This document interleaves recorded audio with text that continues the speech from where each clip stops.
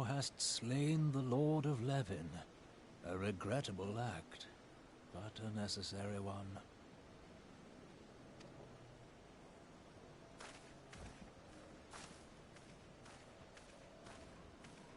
In witnessing thy struggle, a truth hath been revealed unto me. If I mistake not, it may yet prove a chink in the eternal armor of the Assyrians.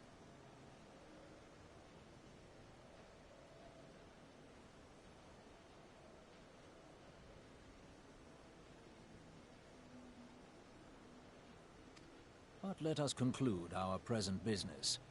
I shall expound upon my findings at the Rising Stones anon.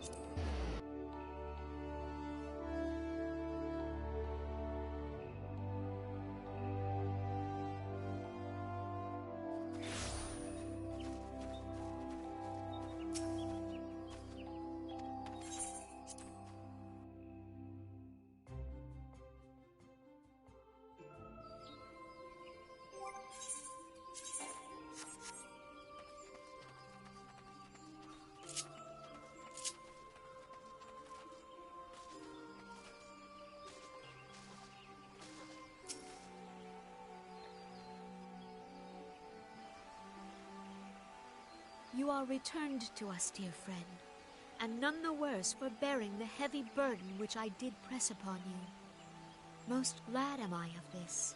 I am informed that your efforts to negotiate a peace with Lord Ramuh ended in conflict. Pray tell me, what befell?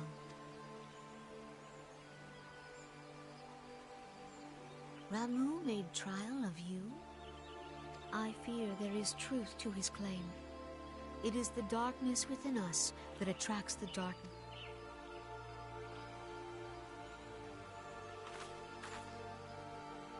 It cannot be denied that misfortune follows man. For evidence, one need only look to the conflict brewing in Cartano, or to the rising flood of refugees. Our shared struggle against the Empire should have served to seal our union. Yet the ties which bind the Alliance strain under the weight of gross self-interest. As the scars of the calamity begin to fade, so too does our sense of common purpose. Yet now is scarce the time to forget our shared responsibility. If this new-sprung realm is to survive beyond its infancy, it must needs be nurtured by all. Eorzea must be as one. Yet I fear that dream is still far off.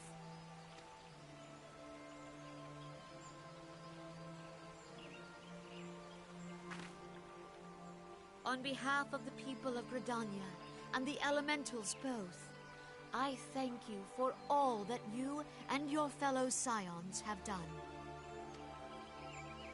Full oft have I been compelled to look to you for aid of late, and offered all too little in return. As leader of this nation, I shall endeavor to prove a more worthy ally to your cause henceforth.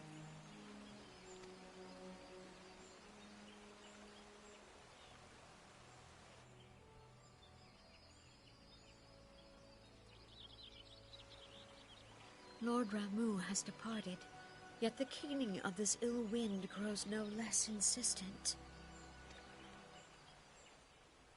Voices of the forest, pray speak and I shall listen. What unseen evil begets this unease in my heart?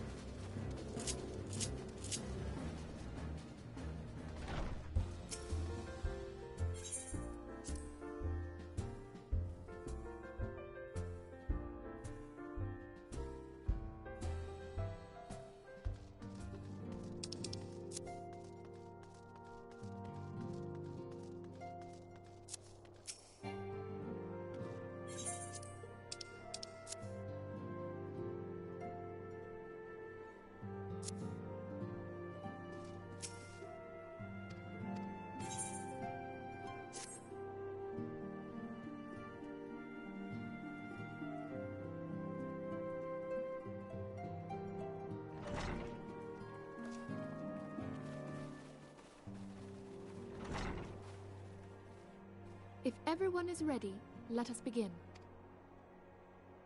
Urianger, the floor is yours.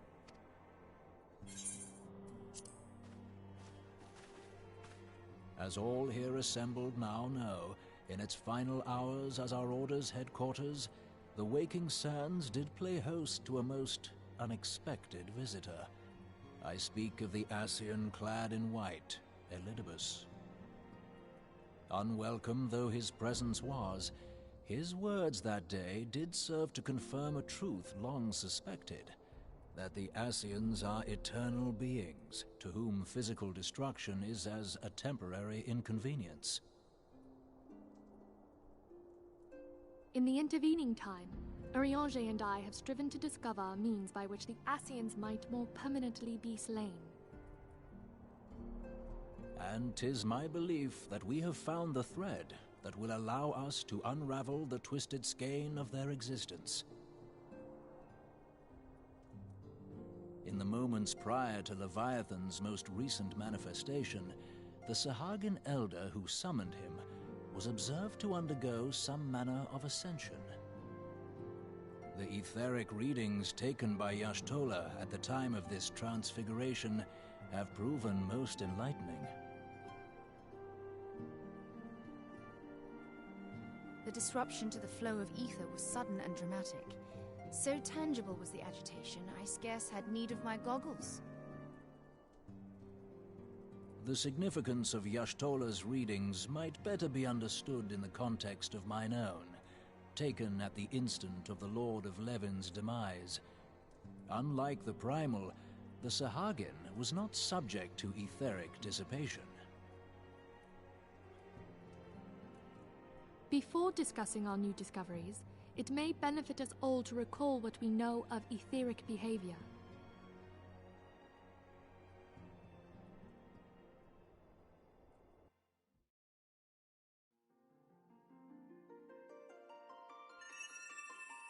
Let us begin at what some might call the end. When we who dwell in the material realm die, our spirits dissolve into the flow of ether and are returned to the ethereal realm.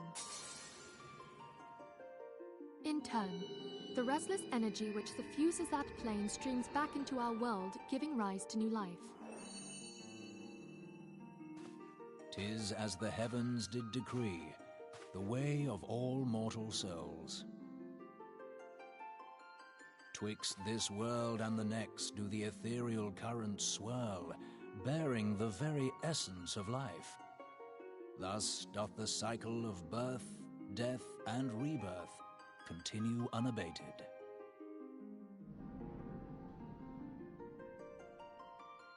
Primals behave somewhat differently. In order to manifest and then maintain a physical presence in this realm, they must consume vast quantities of ether, most often in the form of crystals. Though they may seem to live, their flesh is but ether given shape.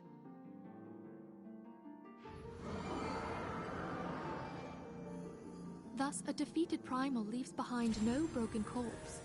Rather, the essence of its form seeps back into the land whence it came, and the energy of its shattered spirit is called back to the ethereal realm.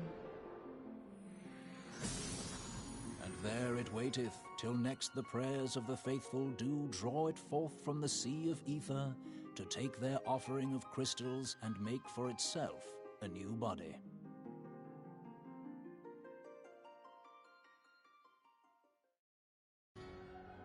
Which brings us on to the third group, the so-called immortals. They exist in a manner all their own. Quite. Even as the Sahagin elder fell to the Admiral's musket shot, I witnessed the release of an ethereal cloud, which immediately took possession of a nearby minion. A soul that dissipateth not upon the death of the flesh. The secret of life everlasting, and in the claws of a Sahagin no less. But I wonder, what would happen to one of these obstinate spirits should there be no suitable host for it to claim? If mortal death entails a return to the ethereal realm, it seems doubtful that the soul of an immortal would venture there. Nay, it merely withdraweth a distance, unto the shore of the ethereal sea, perchance, but no further. Yes, it exists in neither this realm nor the next, abiding instead in the space that lies between them. The Ascians took control of Thancred by means of a Crystal of Darkness, an artifact which, if our theories are correct, serves as a gateway to the place I have just described. I was hoping people had forgotten about that. I am sorry, my friend. For a mercy, the weary road of our research hath brought us unto an answer. The Sahagin ascended to an immortal state, but he did not possess a Crystal of Darkness through which to flee this realm. Thus was he consumed by Leviathan. If we could entrap the spirits of defeated Ascians in like manner, and thereby deny them resurrection...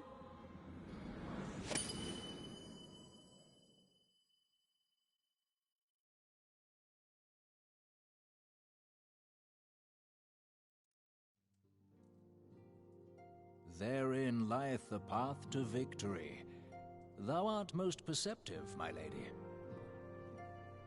Only when we have trapped the bodiless soul within an ethereal prison can we hope to defeat its unnatural constancy. Thus might even an eternal paragon be consigned to oblivion. These feats are, of course, far easier said than done. At present, we lack a viable means to entrap and extinguish an Ascian soul. Yet, I believe it to be possible. The pieces of the puzzle lie before us. We have but to put them together.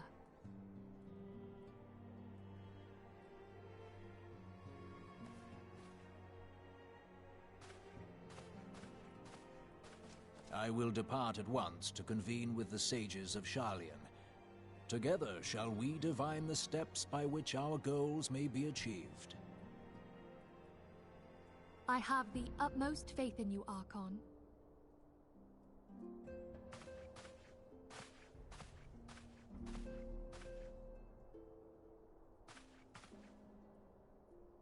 Beg pardon, antecedent, but I would raise one final matter.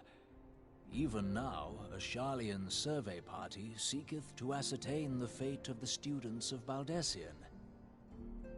Their findings shall soon be known to us. Though you harbor feelings of dread, I bid you surrender not to sorrow, but abide instead in hopeful prayer. I shall, Archon. Thank you.